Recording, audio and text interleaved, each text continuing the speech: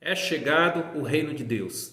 Eu profetizo essa verdade sobre a sua casa, sobre a sua família. Então vamos aprofundar agora o capítulo 2. Capítulo 2 nós vamos tratar sobre a queda do homem. Muitos dizem que a queda desse homem foi desobedecer a Deus. Outros dizem que foi comer a maçã. Outros dizem tantas outras coisas. Mas eu já vi poucas pessoas chegarem de fato ao objetivo. A queda do homem foi ser imitador, ser semelhante a Satanás e não semelhante a Deus. Essa foi a queda do homem. Nós aprendemos nos vídeos anteriores, no capítulo 1 do livro, que Satanás ousou ser semelhante a Deus e construir um reino para ele próprio e entrar em guerra com Deus para tomar o reino de Deus para ele.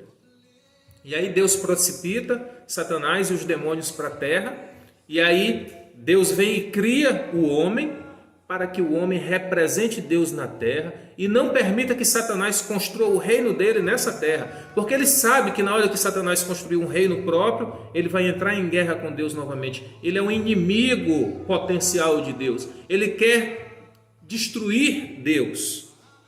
Assim está lá relatado em Apocalipse no capítulo 12, quando ele reúne um terço dos anjos, e assim fala que no final será, no fim dos tempos haverá uma grande guerra, e Satanás investirá com todos os seus demônios, com todo o seu time contra Deus, para lutar contra Deus.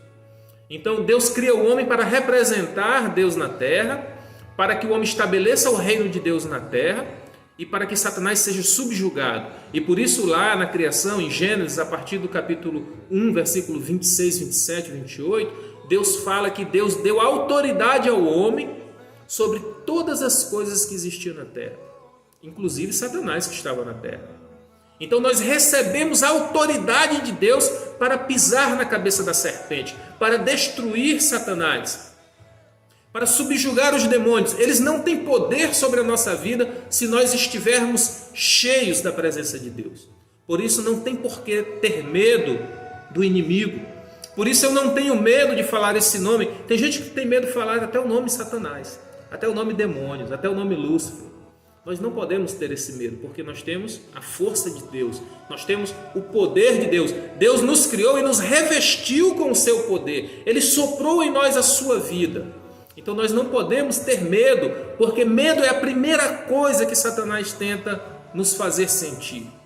Nós estamos vivendo tempos de pandemia aí do coronavírus, né? No futuro esse vídeo vai ficar gravado e vai poder testificar isso.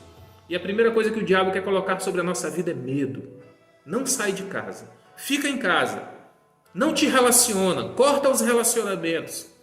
Ele tenta destruir com tudo aquilo que Deus sonhou, que Deus planejou.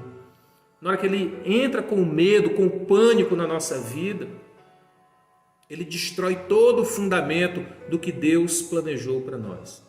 Então, se você sente síndrome do pânico, se você sente depressão, eu sei que muitas vezes tem causas biológicas, não vou entrar nesse mérito.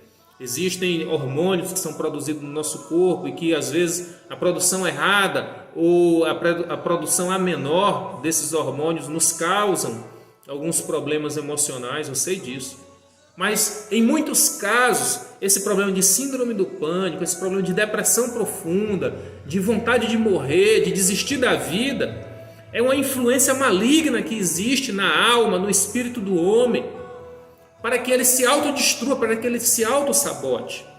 Então, hoje, eu quero te abrir os olhos, eu quero jogar luz nessas trevas. Você tem poder de Deus, você tem autoridade de Deus. Deus, quando te criou, Deus soprou em você o Espírito Santo, o Espírito de Deus. E você tem que se levantar, se posicionar, se revestir dessa autoridade e ordenar que Satanás saia da sua vida, que os demônios saiam da sua vida. Profetizar dentro da sua casa, profetizar na sua família, sobre os seus filhos, sobre o seu casamento, sobre os seus pais, sobre todos os seus relacionamentos.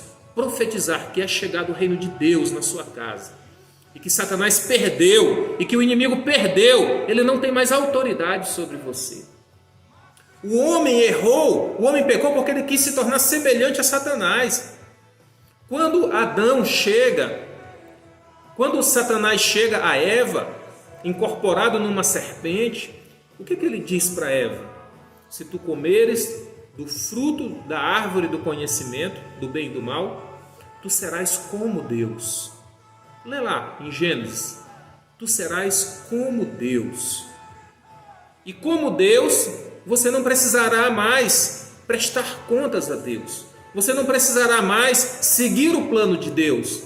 Você pode seguir o seu próprio plano. E toda vez que nós queremos construir o nosso próprio plano, desconectado do plano de Deus, nós estamos nos tornando semelhantes a Satanás. Por isso que Jesus disse lá nos evangelhos que não existe ninguém em cima do muro. Quem não é contra mim, quem não é por mim, é contra mim. Não tem essa opção de ser em cima do muro. Porque às vezes a gente acha que eu não estou nem a favor de Deus, nem a favor de Satanás. Eu estou em cima do muro, eu estou tocando a minha vida. Mas quem toca a sua vida desconectado do plano de Deus, está fazendo o plano do inimigo, está contra Deus. Porque o plano de Deus foi para nós glorificarmos o nome de Deus, implantando o reino de Deus nessa terra e representando esse Deus.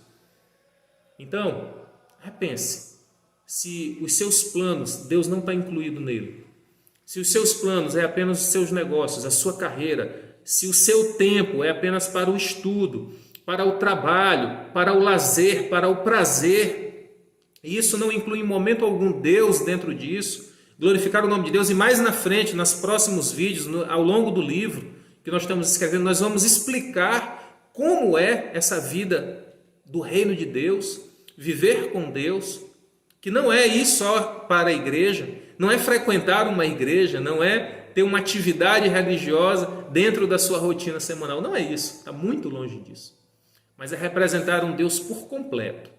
Então, o homem caiu nessa armadilha, e essa foi a queda do homem, ser independente de Deus. Grava isso, a queda do homem foi a independência de Deus. A palavra de Deus diz que todo dia, ao entardecer, ao pôr do sol, na viração do dia, Deus encontrava com o homem. Inclusive, quando o homem cai, a palavra de Deus diz que Deus estava andando no jardim, lá no livro de Gênesis, no capítulo 3, diz que Deus estava andando no jardim, e aí ele chegou num local que ele costumava encontrar com Adão, com Eva, que antes era só o homem, não existia Adão e Eva. Depois da queda, que a palavra diz que Adão deu nome à sua mulher, que era Eva. Antes eles eram um só, era uma unidade. E Deus encontrava com eles para saber como é que foi o dia, para orientar, para aconselhar, para consolar, para amar. Mas aí Deus não encontrou mais eles estavam escondidos, porque eles haviam caído. Eles haviam decidido serem independentes de Deus. Eles já tinham se escondido de Deus, já tinham fugido de Deus. E esse é o nosso grande erro, quando a gente decide viver sem Deus, escondido de Deus, afastado de Deus, fazendo as coisas na própria força. Então, se a gente está expendendo muita força para fazer algo, e a nossa vida está desconectada de Deus, é sinal que está faltando a força de Deus nisso. Está faltando o sobrenatural de Deus na nossa vida. Então hoje eu queria concluir esse vídeo deixando claro para você, não viva separado de Deus, apartado de Deus. Deus tem o melhor para você. Se volte hoje, dobre os seus joelhos ao final desse vídeo e faça uma oração dizendo: Deus, eu quero voltar para Ti. Eu não quero viver independente de Ti. Eu reconheço que eu tenho vivido independente do Senhor até hoje. E eu queria que o Senhor me ensinasse a viver os Teus planos, os Teus sonhos. Eu não quero que o Senhor mais realize os meus planos e os meus sonhos, porque agora eu entendo que eu fui criado para realizar os Teus planos e os Teus sonhos. Eu queria que você fizesse essa oração ao final desse vídeo. Se quebranta na presença de Deus. Isso é se quebrantar, isso é render a sua vida, é render os seus sonhos, é render os teus desejos, tudo que você tem a Deus, aquele que planejou e pensou o melhor para você, aquilo que olhos não viram, que ouvidos não ouviram, que jamais penetrou no coração do homem, é o que Deus tem preparado para aqueles que o amam. E eu tenho certeza que você ama o Senhor. Dobre-se diante dele, confesse o seu pecado, o seu erro da independência Pecado não é fumo, não é bebida, não é adultério, não é tradução. Isso é só sintoma de uma vida separada de Deus. Tá? Volte para o relacionamento com Deus, para a prestação de contas. Isso é um valor precioso. Nós vamos falar um pouquinho mais disso na frente. Te encontro no próximo vídeo. Muito obrigado. Que Deus te abençoe.